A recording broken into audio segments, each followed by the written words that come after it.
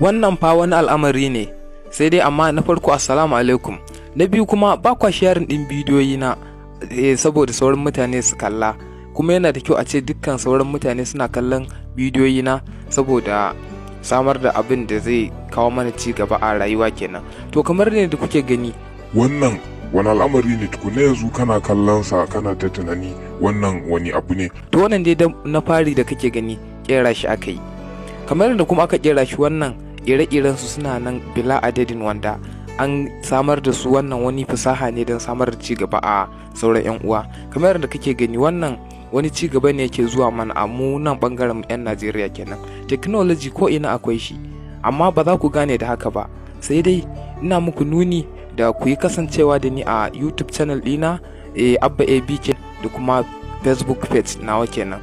To a nan ne za ku ga dukkan sauran bidiyoyi da nake kawowa, ire-iren wayannan da sauran abubuwa na technology wanda nake kera su. Kamar yadda kake gani gashi nan dai kana gani kamar za a hura wuta ko za a yi mene, to bari ka ga zahirin al'amarin yadda yake kasancewa. Gashi nan kana gani wannan an hura wuta, gashi nan ya kama da kasan misalin gas kuka kenan. To kamar yadda kake gani wannan abubuwan muna yin sa ne, ma zan ce ba ina yin sa ba, dan ba ni kaɗai ban nake wannan al'amari, kuma haka za mu ci gaba da kawo muku su one by one kenan, kuma za mu iya koyar da ku step by step akan yadda ake haɗa wayannan abubuwan, duk don samar da abubuwa na sauƙi kenan ga sauran 'yan uwanmu.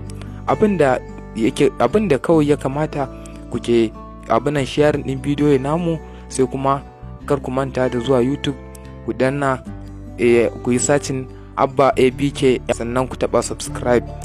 Zan kawo cikakken bidiyo akan wannan abin da na kawo muku kenan, da kuma ƙarin bayani a tattare da shi.